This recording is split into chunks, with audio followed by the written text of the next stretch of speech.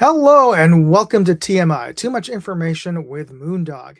And I've got a special guest tonight, and he'll be joining us shortly. But before we get started, I just wanted to plug our two sponsors we have on our show. And I want to bring up here on this slide, Aura.com, which is a cybersecurity company that I use to help protect me when I'm on the web.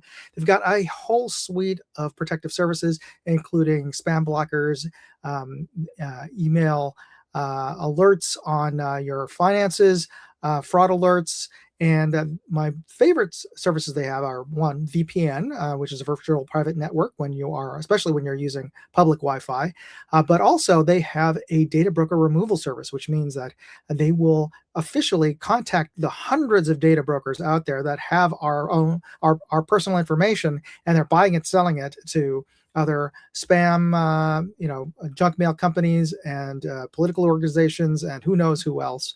But our personal information is being bought and sold on the daily.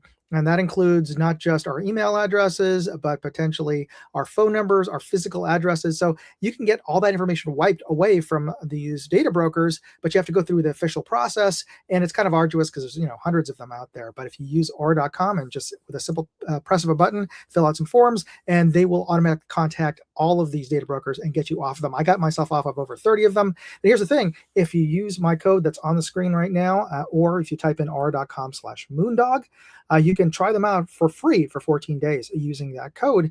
And during that time, you can get yourself removed off of these data brokers. So try them out. It's absolutely free. And they are a great service. And I think you'll stick with them just because they offer so many services in their very reasonable monthly fee. And our other sponsor is Mad Hat Jerky, which is a total another category in and of itself. But this young man, Matt, out of Pennsylvania, he hand makes this jerky along with his family, and it is some of the best beef jerky that I've ever had. It's super, super clean in terms of it has no artificial preservatives, nothing artificial. It's all just real high quality meat, spices, and he's got such a knack for coming up with his recipes. He developed it from a family recipe, but he's got like a dozen different flavors, including your standard. And he's got super hot flavors as well. He uses Hatch chilies and Carolina Reaper chilies if you like super hot. But he also has sweet and mild flavors. One of my favorites is Punjabi flavor, which is an Indian curry, and teriyaki, and he's currently working on a Korean barbecue flavor. So try them out. My code there on the screen. That is for 15% off. Use code Moondog. I'm out there. They are wonderful. I can't say enough. I'm a big fan. All right. So before we get into our early bird clue, I wanted to bring on our guest here, which is, here we go. John, how are you, buddy? Good. How you doing, Tom? Very good. Thanks for joining me. Hopefully you aren't covered with a blizzard and trapped in your home. Yeah, we kind of got hit back to back. We got about 20 inches Sunday into Monday, and we got about 3 to 4 inches this morning. So, my goodness, kind of slowed things down a little bit, but that's a good thing. Yeah, I don't envy you this time of year, being back east. So yeah, I don't miss digging out digging out to get to work every day. But thank you for joining me. For everybody else who's joining us, this is John LaCourte. He's one of the co-founders of Tract Optics, and we're going to talk about Tract Optics and how he got into optics and started his company in a bit. But I wanted to bring up the clue for today, and it was picked by you. So let me bring that onto stage right now. So for those of you who don't know, I give away a prize at the end of the show. And thanks to John, actually. John, thanks for supplying the prize today. My pleasure. Glad to do it. It's going to be it's a lens kit, if I'm correct. It's what we call the Lens Pen Pro Kit. So it's a combination of a small and large lens cleaning pen, as well as a microfiber cleaning cloth and an anti-fog cloth, all in a nice little zippered case. Awesome. So anybody on the side chat can win that today. All you have to do is put into the side chat the name of this mystery brand. I've given you a clue right there. So hopefully if those of you who are sports fans will recognize this. But if you know who this team is, put in hashtag and their name in the side chat, and the software will automatically pick up your correct answers and enter you into the drawing that we'll have at the end of the show. So that's your clue right there. If you know this team, put their name on the side chat. All right, moving on. John, I wanted to show you some of the videos that I posted this week on my various channels, and I'd like to get your thoughts on them. So the first one, I don't know if you get a chance to wander around down in the dungeon over at SHOT Show, and I mean, there's so many booths down there, but I don't know if you got a chance to see this cool little folding 22 pistol. When you're Actually, I did not get a chance to walk the floor very much, but thanks to social media, I did see a lot of the new products, and I did see this folding firearm. So yeah, it was pretty slick. Yeah, so I mean, you'd appreciate it as a entrepreneur, but this was created by an engineer named Bill, and he actually built it because of a friend of his who was physically assaulted, and she doesn't have a lot of hand strength, and he of course suggested getting a handgun, but she just couldn't reliably manage pulling a slide, and so he invented this folding pistol. And I actually interviewed him a few years ago, but for whatever reason, it got the pistol. A video was posted up last year by another gun tuber, and that blew up. And because I guess people were searching for videos of the pistol, my videos came up, and my old video from a few years ago just sort of blew up. But a lot of comments I got back in the comment section were criticisms about the gun, and so I thought I would bring up a lot of the questions that people would post. So I brought it directly to the inventor, Bill, on this SHOT Show, and he was kind enough to answer all the questions, or at least the top 5 or so questions that people posted, or comments that people posted.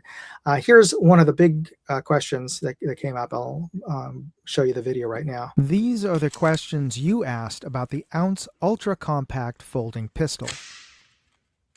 How come it's so expensive? Well, first of all, to develop a firearm is very expensive, all the way from creating the prototypes, getting the intellectual property secured, and doing all of the testing. We did years of testing in the development of this. That's a big part of it. When you first start out, your volumes are small and you're trying to recoup some of those costs. But fundamentally, inside this gun, there's most of it is CNC machined. If you look in the US, the cost per hour to run a CNC is on the order of $100 to $200 an hour. There's many hours of CNC time for every single gun. So you've got that cost, plus the cost of all the materials, plus the cost of insuring it too is very high. It's just expensive. We hope over time, the response has been very good. Our customers are happy with it. We hope to be able to ramp up the volumes over time and hopefully do something with the price. And I'm sure this is something that it's come up with your products is, pricing. I mean, everybody wants to will say, we want to buy stuff that's made in the USA, and we want to buy the top, high quality. We don't want, garbage, trash materials. But as soon as you start, focusing on quality, and then people complain about it's too expensive, right? Yeah, I've been in the product development side of the firearms business for going on 27 years now. And customers, I think a lot of the time they don't realize what goes into product development. We've got a new laser range finding binocular that's coming out. It's a 10 by 42, and we've immediately got people saying, "Hey, you know what? What about higher magnifications? Why can't you just put it in your 12.5 by 50?" Oh yeah, like that's super easy, right? Well, I mean, this product is literally 3 years in the making, building it from the ground up. So while we would love to just be able to, slide this technology into other products, it's just not that simple. Yeah. And to the gentleman's point, in regards to the, folding firearm, there's a lot of things that go into product development that the consumer never sees. He mentioned insurance. Oh yeah. Tooling is something that we spend a great deal of money on. So there's a lot of things that go into it that, unfortunately drive up the cost. And, as a small company, you've got to recoup those costs as soon as possible. So I totally understand what he's going through, but at the same time, I understand the desire for the consumer to have something that's as affordable as possible. Absolutely. And, nobody wants to, I don't think, to be in the defense of the inventor here, I don't think he's jacking up the prices just because he wants to, jack up the price because he can. He's doing it just because, that's how expensive it, like to your point, it does to start up a business. And I never even thought about the insurance. Like, oh my gosh, yeah, I can't even imagine how much it costs from a liability, and also from the standpoint of just insuring the people who are working for you. So yeah, these big corporations, and you've worked for them, I've worked for them. Yeah, they've got staffs of lawyers, and they've got tons of resources. Yeah, they can roll out new products because they've got all that infrastructure and staffing. For a smaller company to start off, it is a big cost. And I don't think he's doing it he's pricing it just because he's greedy. It's because that's what it takes, right? Yeah, for sure, absolutely. Yeah. So I also, while I was over there, I got a chance to check out another new product, and this one I think you would appreciate as well. I stopped by the Rise Armaments. They're known for making really nice triggers. And they came out with one of the slickest new, or at least an evolution of a drop-in trigger that I've seen. And I know you're a big shooter, and I don't know if you've probably dropped in a custom trigger into your AR at some point. But anybody who has or uses a drop-in trigger knows the frustration sometimes when those pins will walk out. And there's little solutions and things you can buy, but eventually either you've got that locking pin on the outside that looks honestly a little ugly, but it works. Or if you put in the screw in kind of anti-lock, for I don't know, unless you super lock them, they eventually will work their way out. I don't know how it is, but Rise came out with a solution that I hadn't seen before, and honestly I was able to try it, and you can drop in this trigger in less than 30 seconds and install it. Yeah. So here, let me show you a little bit of let me show you the what that looks like here. Let me see if I can add that to the stage. Armament new for 2026. This is our slide and snap trigger. Slide and rotate the trigger in once the blade is through the lower. Compress the front pins, rotate it back, seat the trigger, and it is installed. I can see that was it. The pins pop out, and then you take these trigger faces, rotate them on the bottom at 90, and a magnet snaps it into place. Oh my goodness, that is so clever. And so just to show you guys, you can easily pull it off. And then if you're like, I prefer flat blades, we can do that too. Okay. So we're gonna see. And this was an how impromptu well because this, I wanted to trigger see face stays on how here. secure that Okay. was. Yeah. He's just gonna do a little hammer. Oh, sorry about your floor. Yeah. That stays on there. That's not coming off unless you want it off. Yep. Cool. Shut up and take my money.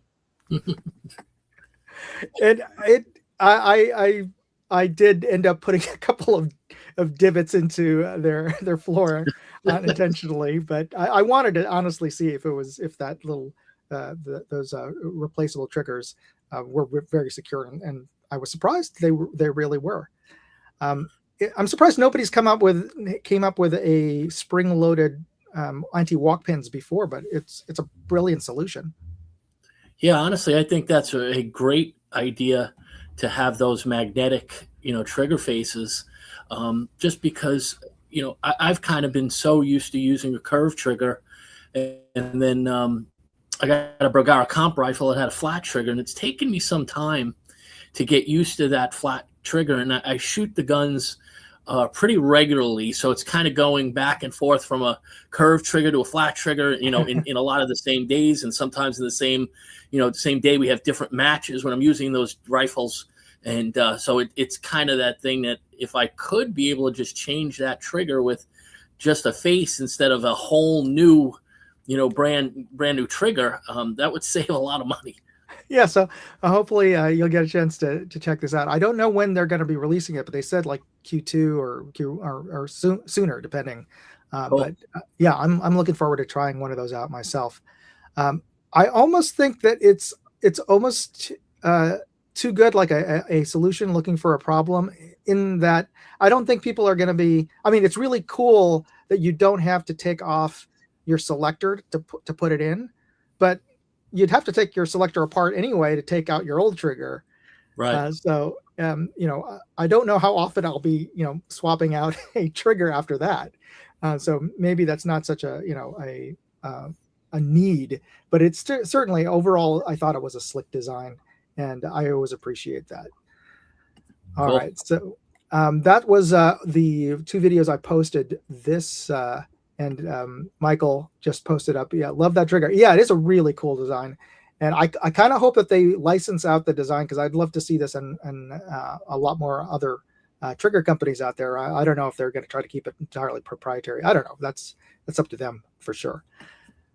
And on my other channel, I stopped by the 511 booth, and they make great tactical gear and clothing, and they came out with this line of very low profile covert backpacks that look pretty much like regular backpacks, but they have some really cool features and designs that are definitely made for people who are concealed carry or need to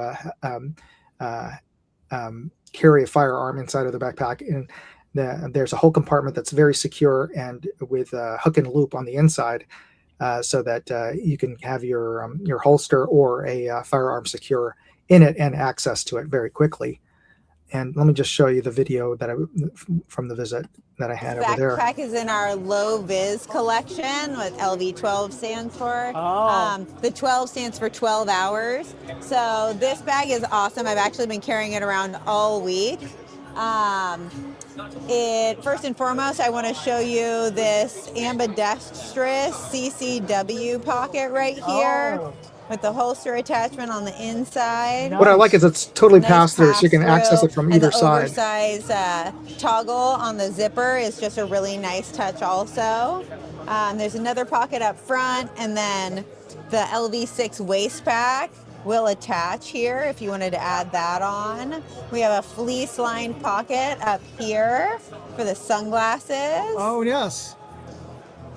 No scratching on that. No, and then there's great water bottle holders on the sides. I was able to fit my 32-ounce Yeti water bottle in there, and it has not fallen out once all week. So I don't know if you have a need for a concealed carry backpack when you go into the city, but it's a nice looking backpack. Cool. Yeah, honestly, I wish I got more time to walk around at SHOT Show and see a lot of these, cool things, firsthand. But, it's a crazy show. And, you had mentioned kind of the the basement or the dungeon, there's a lot of smaller companies there with some really unique products that, they're too small to really market and advertise and get out, into the, mainstream for people to see them. So, there's always a lot of really cool things there that most people don't ever get to see. Absolutely. And to answer Portia Speedster's comment, yes, this backpack has a special pocket for plates if you want to put a Sappy plate inside there.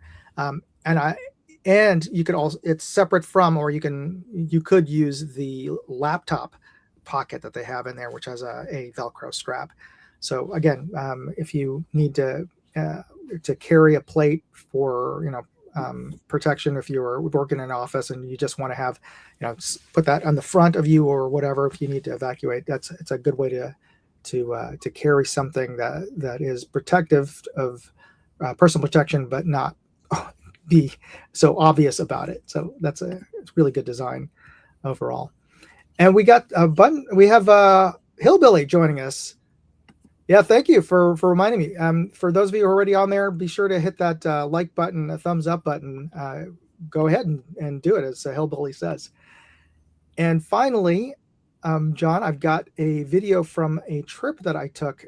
I don't know if you've ever been to the town of Carmel in California. No, can't say that I have. It's a pretty town. It's a pretty seaside town south of San Francisco, about 3 hours south. And you may remember Clint Eastwood was mayor of the town in the 80s. And so this is my first trip there. I took my wife there for her birthday, and we found a nice little candy shop. And you may appreciate this because you're of a certain age like me who can remember these. So let me just show you this video. It's the Cottage of Sweets on the main street. Of course, they have handmade fudge. But this is what I loved. Candy cigarettes. Yeah. I don't know if Mike, I pointed out to my kids and they don't know what the heck they are. Yeah. Yeah.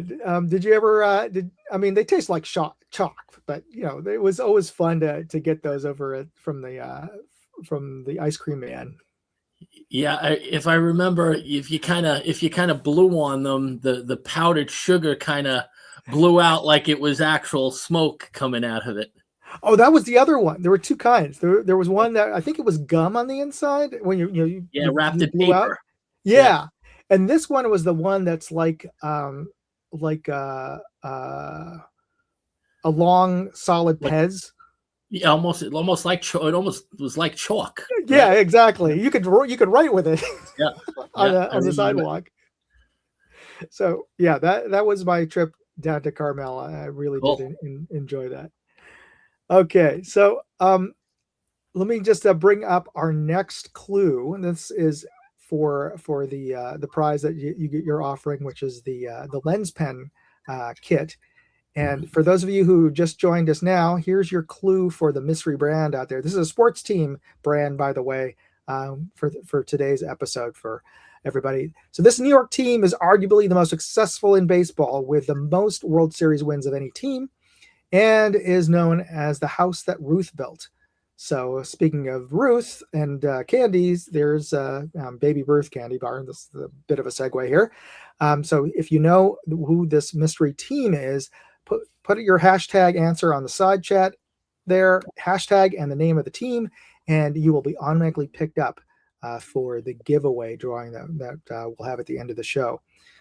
So disregard the thing at the bottom there where I'm saying about send me the email. We're just going to do a live answer. So put in your correct answer on the side chat there. And I see we got some other folks joining us. We've got J Delta, Fluffy, 10mm Jeep guy. I got Timuni. And of course, we had Portia Speedster earlier, Michael Dunn, and we had Hillbilly. I think I got everybody. Oh, no, we got Holy Villain out there too, and Acer Sports. So thanks for joining us. And I wanted to reintroduce my guest, John LaCourte, with a co-founder of Tract Optics. And for those of you who don't know, you should definitely check them out. Part of the reason is you may not know them is that they are a new optics brand, and you will not find them at your local big box Bass Pro or store, because they are a direct-to-consumer company. And I don't want to steal any of your thunder here. So, John, why don't you tell us a little bit about your background and how you got into this? Sure. So I started working for Nikon back in 1999, and I was in charge of product development from 1999 until 2014. And Nikon basically started to make some decisions to kind of get away from the hunting and shooting market, kind of a political thing. The camera side of the business was receiving a lot of hate mail about, the fact that the company, built rifle scopes. So my partner, John Allen, who worked at Nikon as well, we saw the writing on the wall that the direction that Nikon was going was to get away from hunting and shooting. So we left the company and started our own brand, and Tract Optics is it. And what we decided to do was to build a brand that was completely different than, all the other optics companies out there for the most part, in that selling direct, we're cutting out the retail markup. So when you buy competitive optics at Bass Pro or Cabela's, Gander Mountain, the Sportsman's Warehouse, you're paying a rather large markup for that store to basically sell that product. And that's normal retail business. However, what's happened is the markup on optics has grown and grown and grown considerably. A lot of these stores, they're not making the amount of money they used to make on firearms, on ammunition. Oh, true. Yeah. So they had to make it up somewhere, and where they're making it up is in accessories.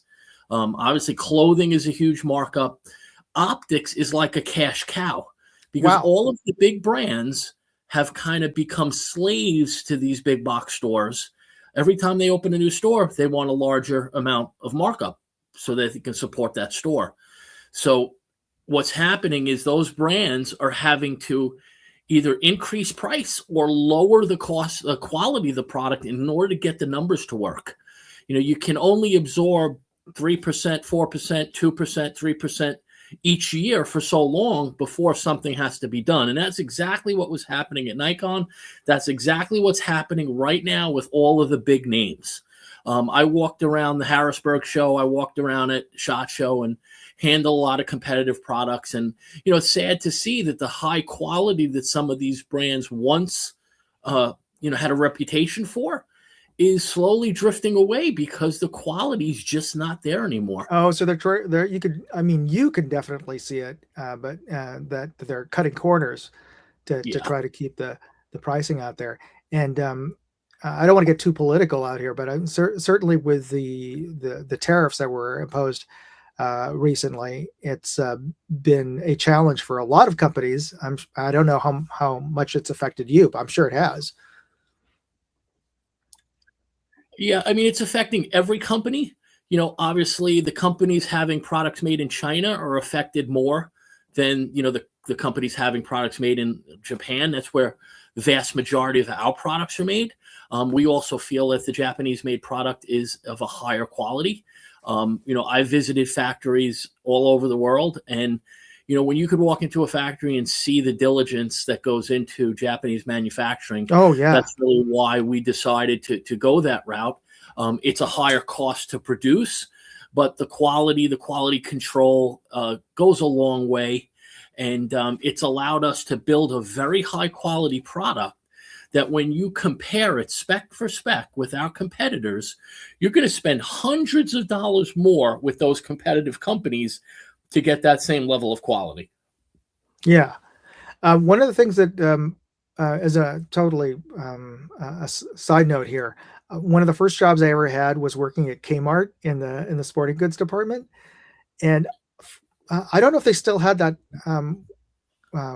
They must have stopped the policy, but at some point, one of the manager showed me an inventory sheet, And of course, it was one of my first tasks as a new employee was to do inventory, which is a thankless job, right? To go into the back room and go through the big list, make sure that all the boxes are there. But on the inventory list was the list of the price that Kmart paid for the products, and I was just shocked at how much they marked up things, especially like you said, accessories, and like just the. What struck me first was the price difference with fishing rods, and that they were selling. I saw the price on the list was like $7 or $12, and they were selling it for $35. I'm like, wow, that's a big difference.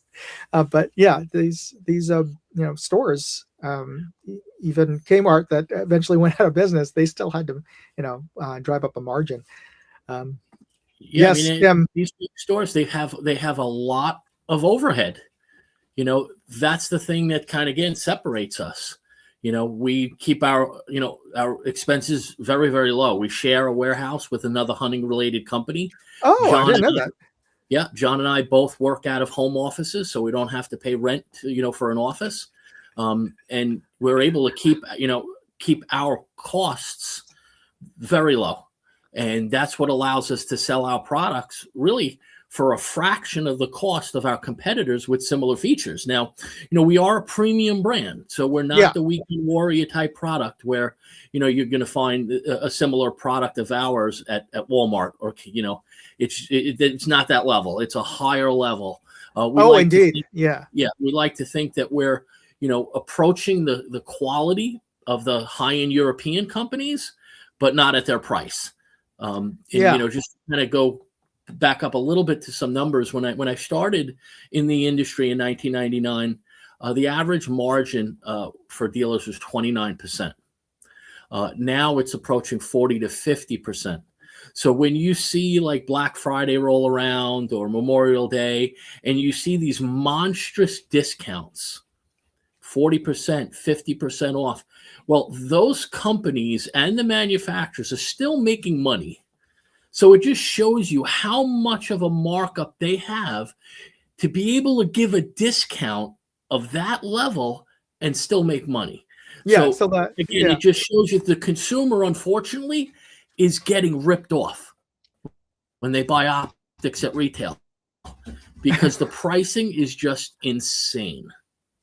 Yeah, 30% is, as Tim had said, there is pretty par for the course, and in a lot of businesses, that's your goal is to make a 30% profit on whatever you're buying out there.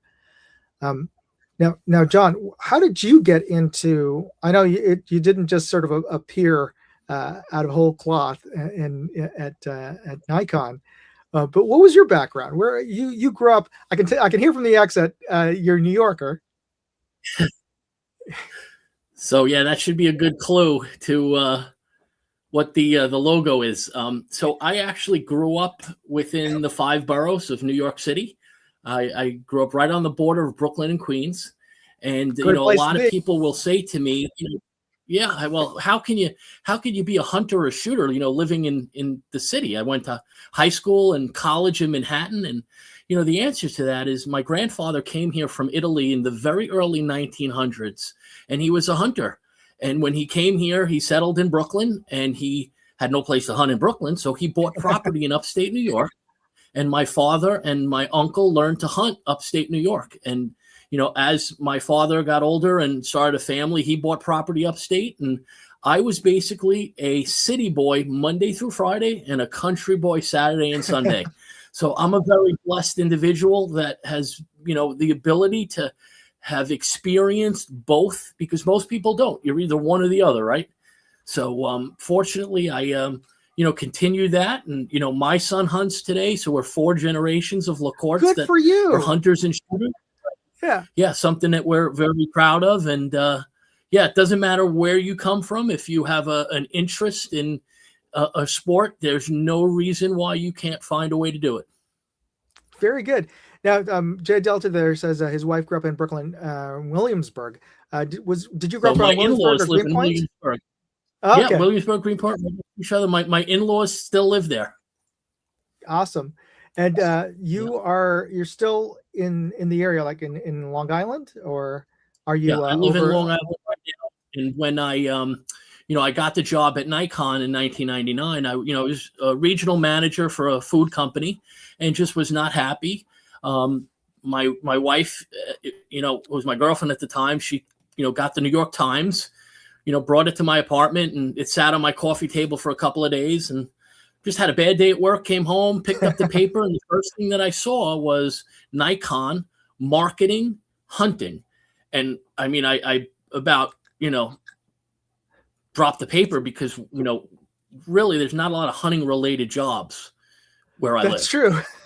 So, it just happened that I was, like a management type person, but still had hunting and shooting background.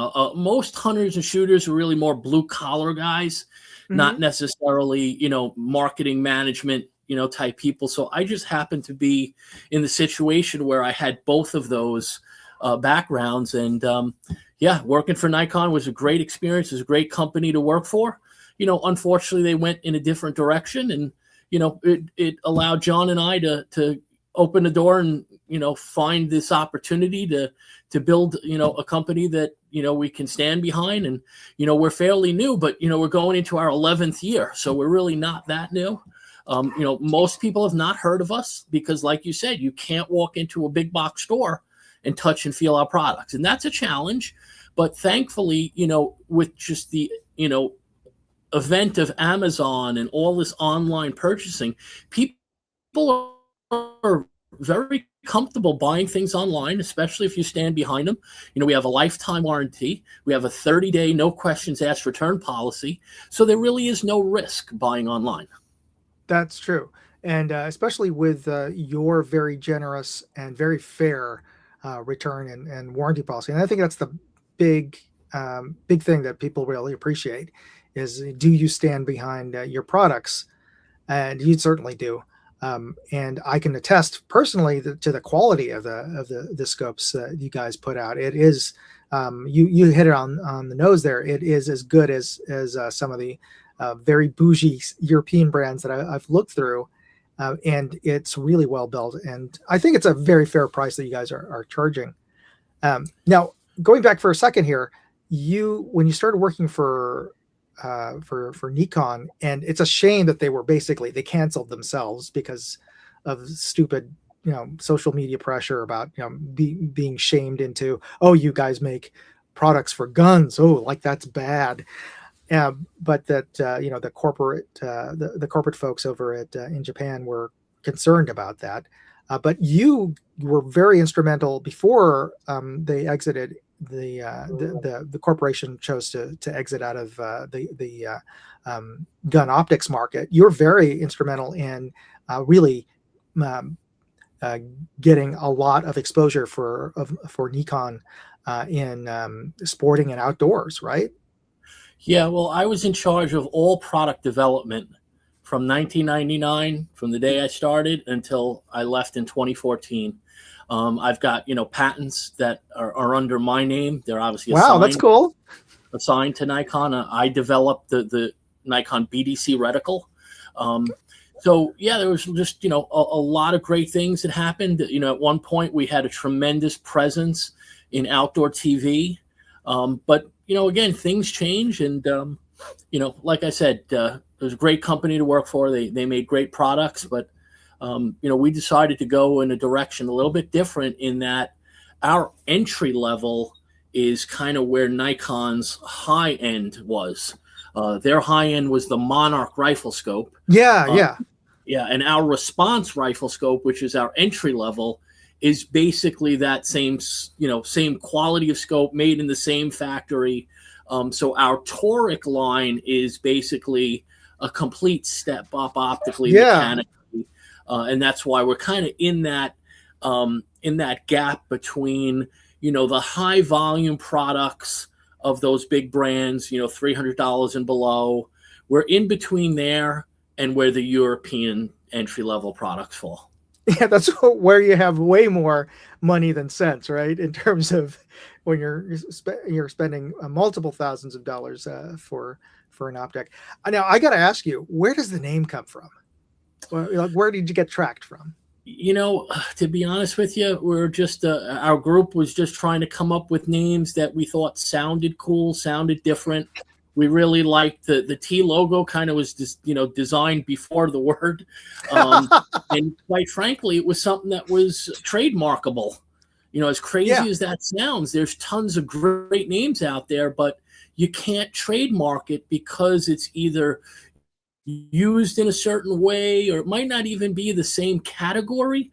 Like, for example, if it's just something sporting goods related, sometimes you can have a really hard time trademarking it.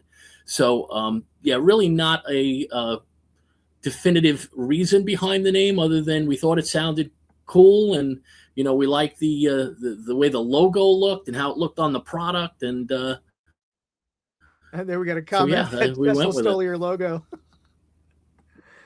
And it's an interesting name. So a lot of people say that. Yeah. What does toric mean? Or does it mean, or just, again, another just cool? Yeah, it's kind of the same thing. I mean, there is a meaning to toric when it comes to lenses, but it really does not pertain to rifle scopes at all.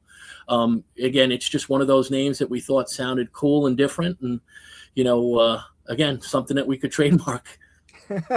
That is something that people don't really realize, is that when you want to have a trademark on something, you have to basically go with a list of things and submit it to the patent and trademark office, and hopefully, I mean, you can look through their databases, but it's not a complete database. At least that's what they say. Like, I don't know why they can't make it more complete, but then you have to, hopefully they come back and say, yeah, you can, that's available for you, or not. How many names did you guys have as a sort of a backup, or was that your first choice?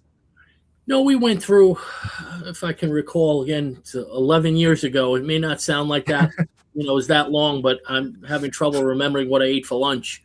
So it was probably 3 or 4 different names that you kind of were working on, and for whatever reason, things kept getting shot down because of, it doesn't even have to be the same exact name. It could be a variation of the name. If the, examiner feels it's too close, even though the name is different, they won't allow it. So it is a pretty exhaustive process. If for whatever reason, the direction you're going is just very, very competitive as far as words, so, yeah, it's wow, it's a long time to try and remember how many different variations that we. And I'm sure.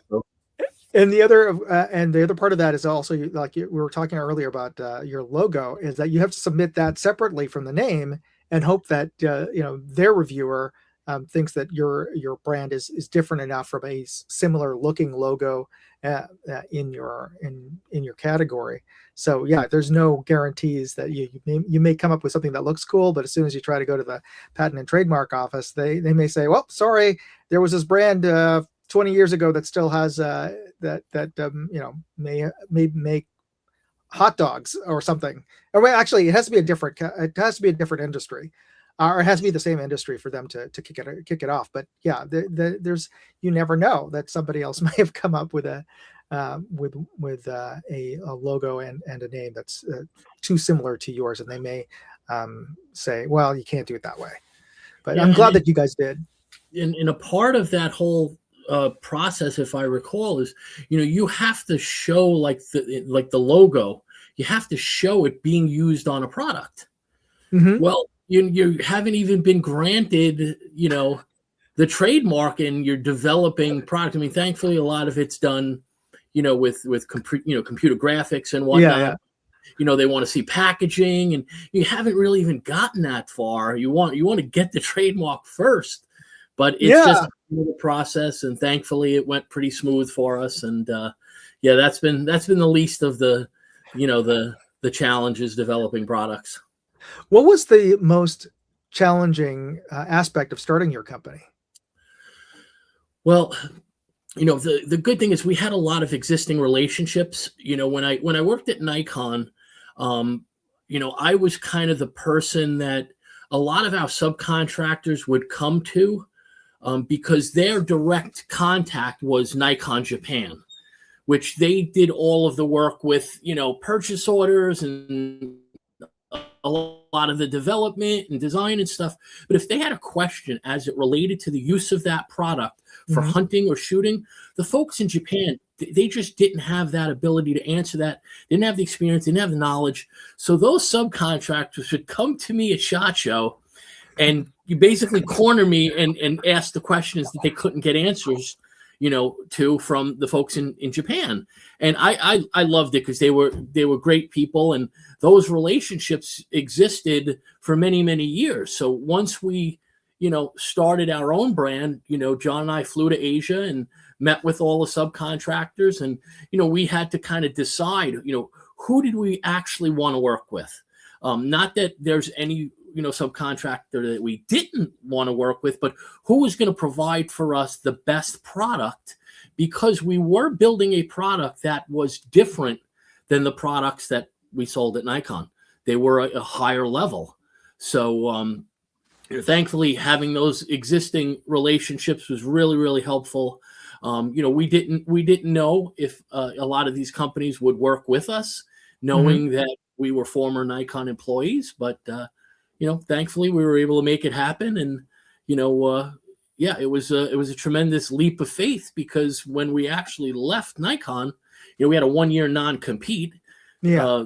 Obviously we were able to do research and development, but we couldn't sell or market any optics. And, during that time, we did a tremendous amount of research and, studying and figuring out what did we want to do and what subcontractors we felt would be our best partners. And, again, we didn't even know if we would be able to develop products with some of the subcontractors that we had relationships with.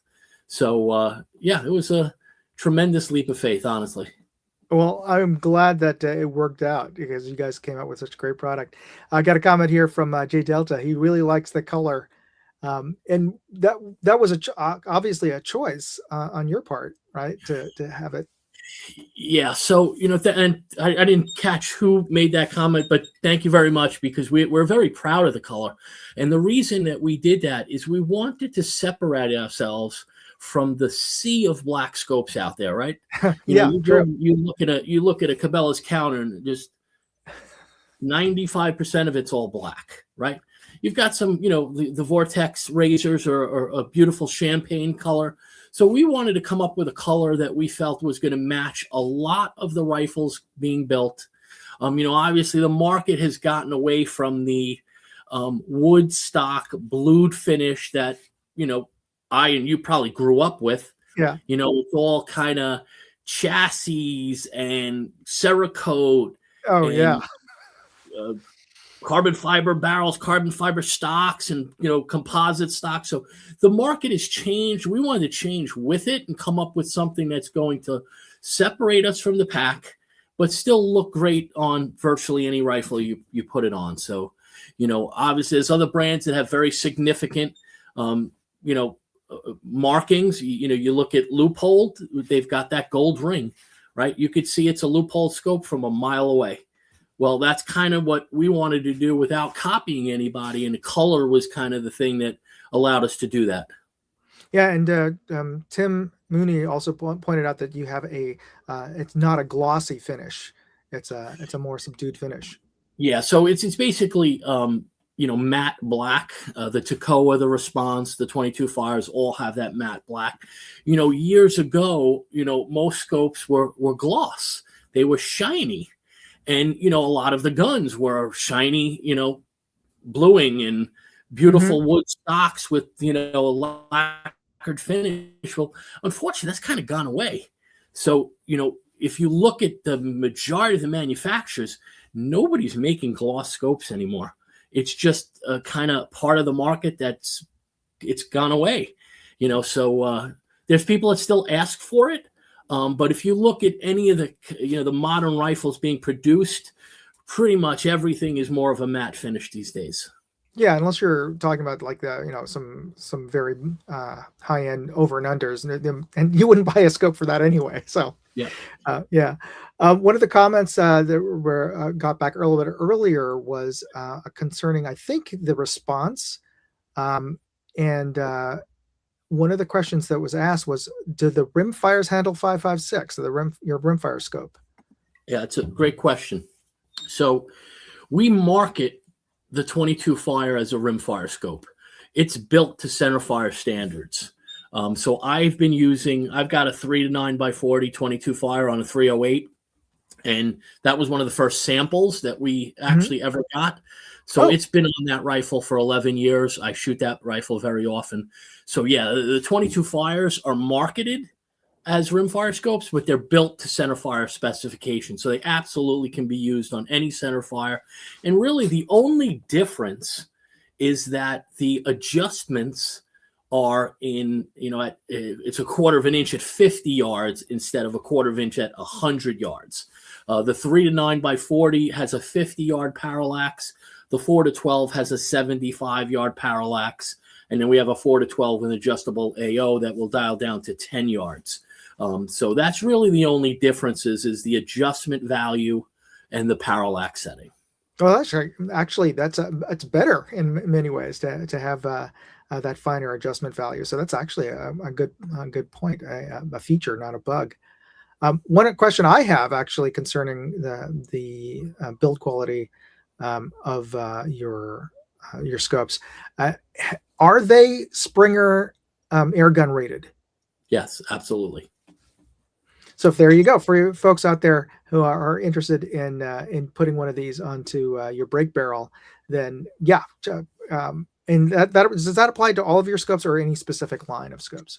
All of our scopes are built to the same recoil level. It's 1,000 Gs, and it seems like most of the issues with spring piston air guns is kind of more of the lower priced scopes. I really haven't heard much problems with any of the quality scopes out there. We've got tons of customers using them and haven't had any issues. That's good to hear. One other question I have personally is just curious. I was looking through all of your scope line, and I noticed that there was one, I forget which model it was, still has an objective focus on it. And it's becoming rarer and rarer for me to see one nowadays. And I'm just curious as why you kept that, or what was the reasoning behind that? So that's the rimfire. That's the 4 to 12 rimfire. And honestly, it's less expensive to produce an adjustable objective than a side focus parallax. So everything else other than the rimfire has a side focus. The rimfire, because again, we're trying to keep that price, relatively low in relation to, the cost of the firearm, so unless you're shooting precision rimfire, then, the adjustable objective does the same job. It's just a little more cumbersome to kind of reach up and adjust it while you're in a shooting position, but it does keep the cost lower for that rimfire model. Oh, I appreciate that. So for everybody out there that they're really thinking about us in terms of, I know that their Tract scopes aren't the cheapest scopes out there. They're not your, they're not your CV Life or Monstrum scopes by any stretch, but they are still very cognizant of the fact that, we as shooters, as buyers, want the best value for money. And so I appreciate that, John, that you guys thought about for the rimfire guys. We're not used to, or at least a lot of rimfire guys, except for the guys who have like their voodoos or whatever, aren't used to spending a lot of money to go out and shoot our 1022 or what have you, and having a scope that with an objective focus, keeping it the cost down, is really looking out for all of us. So I appreciate that. Thanks. You're welcome. Now, before we're getting towards the end of the show, and I'm very cognizant that it's getting late on your end of the country. So before we get into closing out the show with the giveaways, you recently came back from the Harrisburg show. Where are we going to expect to see you next? Any competitions or anything that you're planning on going, or any other shows? So actually, I leave tomorrow morning to go to Lancaster, Pennsylvania. It's the Eastern Wild Sheep Show. Cool. It's a 2-day show. It's a really cool organization. It does a lot to support the conservation of wild sheep, and it's a local chapter. They're very close to our warehouse, so we support them every year. So I'll be there. I leave tomorrow, and the show is Friday, Saturday, and then after that, we don't attend a lot of competitions as a company, just because most of the time guys going to competitions, they're focused on competing, but we try to get to as many consumer shows as possible. We've got quite a few still left out west. We'll be at the NRA show in April. We'll be at all of the Texas Trophy Hunter shows in Texas. Cool. We're doing a bunch of shows up in Canada this year. Great! Yeah, we have some fans out here who are. But we got Canadian gun right there. Where are you going to be up in the Great White North? Good question. I know we've got shows in Alberta, in Ontario. I think there's one in British Columbia. So yeah, I don't have the list right in front of me. I don't normally do those shows. But, we usually put out a social media post to kind of tell folks where we're going to be. So yeah, keep an eye on our social media, sign up for our newsletter. We're always kind of sending out, informative posts about, new product developments. Obviously we've got the new laser range finding binocular. That's, I don't want to cut out before we talk about that at the very least. So, this is a photo of it, and I have it used the photo of that. And yeah, you got to let me zoom in on you here. There we go. Yeah, so this is one of only 3 in existence right now. So, basically, we've been doing a tremendous amount of testing. James Eagleman, Barber Creek Shooting School, has been very instrumental. We're utilizing his software, Eagle Ballistics. He's been testing it for months now, and having really great success with it. He's using it up against a lot of the competitive brands, so we see what's working, and what do we need to improve on in next generations. And thankfully it's providing an incredibly accurate ballistic solution. Awesome. And just for everybody to know, this isn't just a laser rangefinder inside a binocular. It connects, is it via Bluetooth to the app, and it's like having a trained spotter next to you, telling you what you need to dial in for your dope. It's great. So yeah, basically once you connect it via Bluetooth to your phone and the Eagle Ballistic app, all you have to do at that point is enter your gun profiles in the app and then sync it to the laser rangefinding binocular, and then you have a complete ballistic solution here. So you've got environmental sensors already built in, the ballistics are already built in, you have a fully customizable heads-up display, so you can actually allow yourself to see all of the various ballistic atmospheric information, your wind information, but you could also select or deselect whatever you want to see or don't want to see. So you can make that viewfinder as complex or simple as possible. And the wind correction, direction, and speed is in your viewfinder at all times. Now, where's it pulling that information from?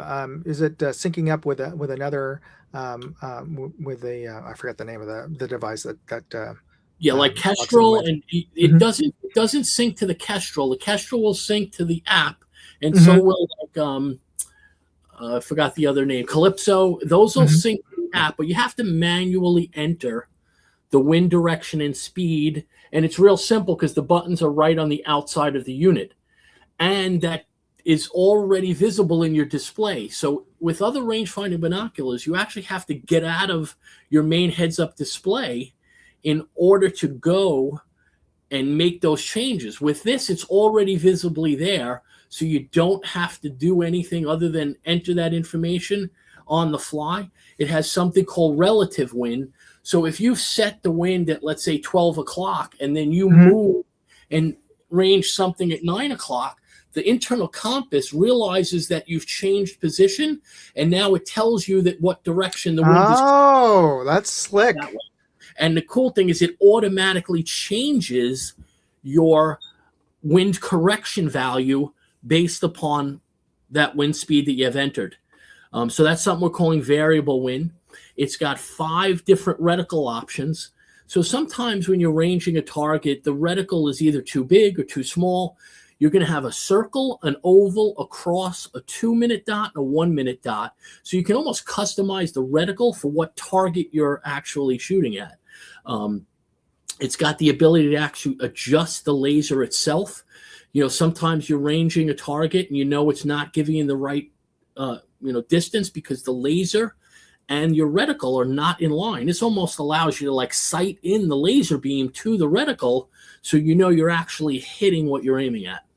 Yeah, and that's important for a lot of folks who are thinking like, they're maybe used to shooting a pretty large plate or a target from a more reasonable distance, but some of that when you're doing competition, that plate or that bullseye may be a one or two MOA by itself from that distance. So having a reticle that you can change may be the difference between being able to see the center of your target or not seeing your target at all and having to guess.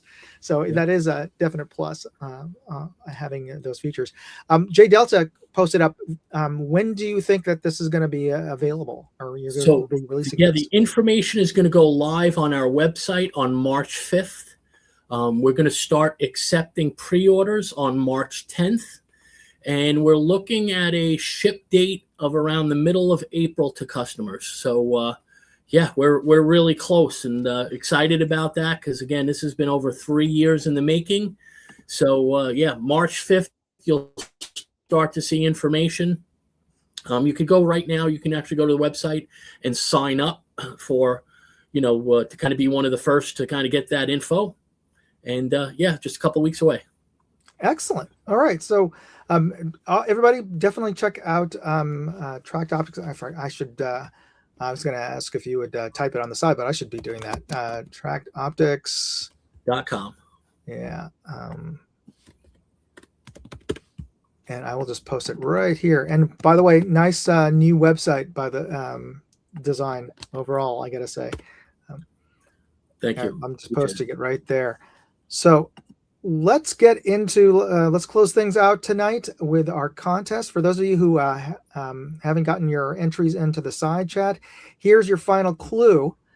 This New York team has the most rival teams in the major leagues, including the LA Dodgers, New York Mets, Boston Red Sox, and the San Francisco Giants. And there is their uniform logo. So I only pity you if you don't know this team based off of this. You must really don't not like baseball at all. So if you know who this team is, put a hashtag and their name in the side chat right now, and you'll be entered into the drawing that we're going to have in just a few seconds for the Tract Optics lens pen kit. So Jeff Taylor, make sure that you put hashtag. I just need the name of the team, just the one word name. And got to put the hashtag symbol in front of it for it to register. So just put and make sure you have the hashtag in front of the name so that otherwise the software is not going to pick it up. Jeff, you got to just put the name of the team, not the city. It's just a one word name. It has to be, unfortunately, it has to be written. It doesn't have to be capitalized, but it has to be written in a specific way for the software to pick it up. If you put any other words in front of it, the software isn't going to pick you up. So, all right. So we've got, let me just bring up the screen for the giveaway. And that is our giveaway tool here.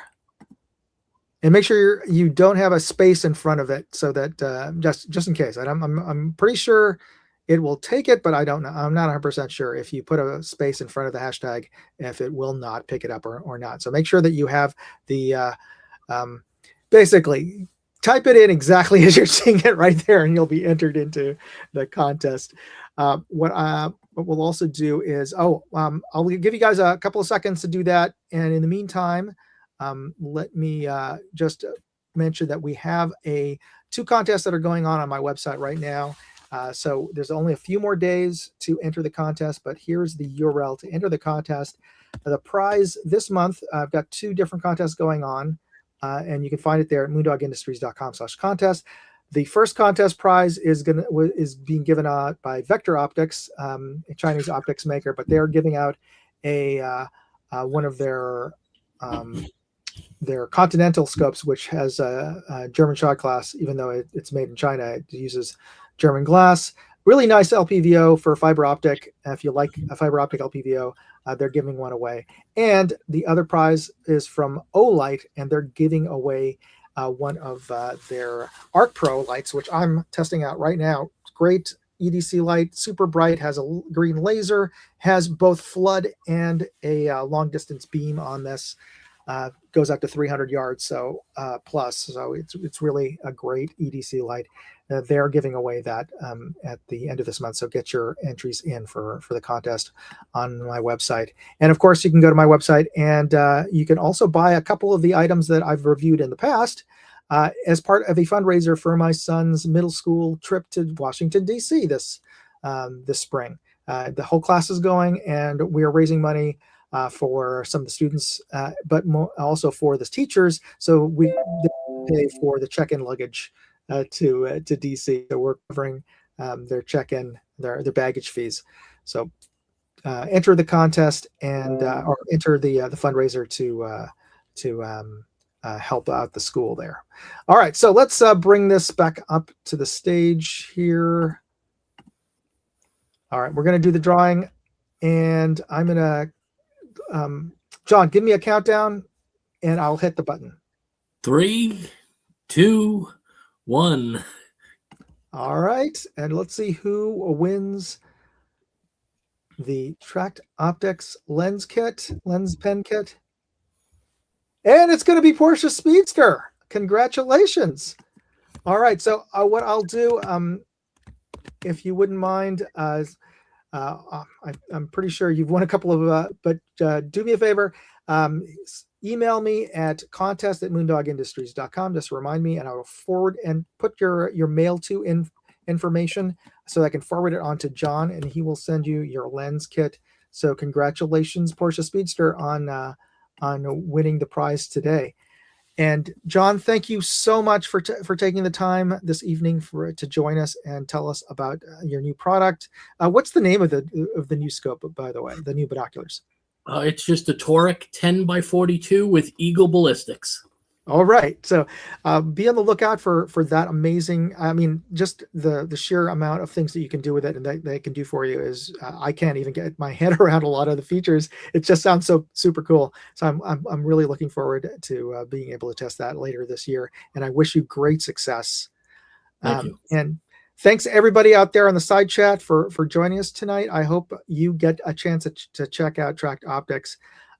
And don't be afraid. Like you said, you have 30 days if you're not satisfied with any of their scopes, and they've got everything from really tippy top to more reasonably priced rimfire scopes. So and as John said, it is even they're 1,000 Gs. That's a lot of recoil. So these things are great scopes, great optics, really well done. Thank you, sir, for joining us, and thanks everybody. Be sure to hit that like and subscribe button before this video ends. Anyway, thanks again, John. Everybody, you have a good night. Everybody. God bless. Moondog and John out. Hey, I'd like to know what you thought of this video. Leave me a comment or chat with me on Facebook, Twitter, TikTok, MeWe, Instagram, or Locals. And if you want to see all of my videos, go to moondogindustries.com.